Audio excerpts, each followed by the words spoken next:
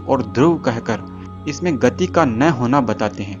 महादेव शिव और महर्षि ब्रह्मा दोनों के ही अनुसार देखा जाए तब बिग बैंग सही नहीं है। ब्रह्मा इस प्रकृति पदार्थ को तम कहकर यह भी बताते हैं कि यह पदार्थ अंधकार रूप में विद्यमान होता है।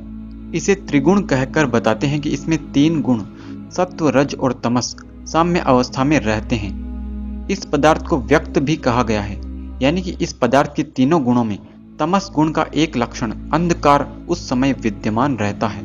और ब्रह्मा जी इसे शिव धाम कहकर बताते हैं कि यह पदार्थ सोया हुआ सा रहता है। यदि हॉट बिग बैंग मॉडल को देखा जाए तो वहां कोलैप्स्ड मटेरियल के बाहर अंधकार रहता है, लेकिन अंदर प्रकाश की अत्यंत तीव्रता रहती है और पूरे अनंत अवकाश में हर जगह एक रूपता होमोजीनियस स्टेट नहीं रहती।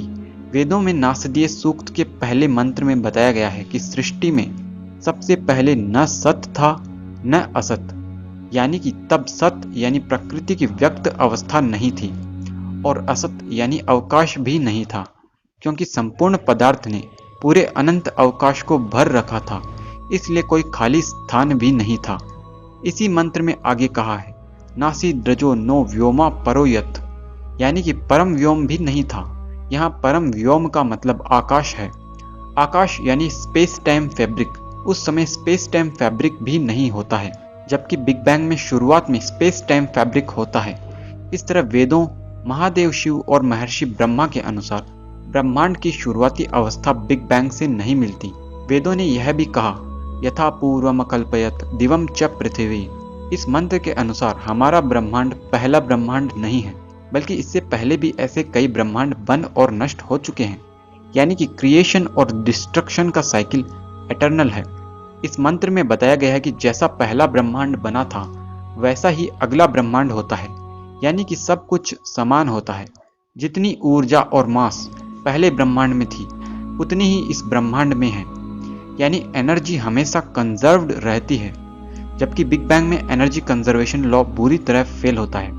अगर आप सोच रहे हैं कि बिग बैंग के कई सबूत मिल चुके हैं, जैसे कि CMB एक्सपेंशन ऑफ यूनिवर्स, तो मैं आपको बता दूं कि एक भारतीय वैज्ञानिक आभास मित्रा जी ने बिग बैंग के बेसिक्स को भी चैलेंज किया है और इस कॉस्मोलॉजिकल कांस्टेंट की वैल्यू को 0 प्रूफ किया है। इसे लेकर इन्होंने एक रिसर्च पेपर लिखा जो नेचर इंडिया में छपा।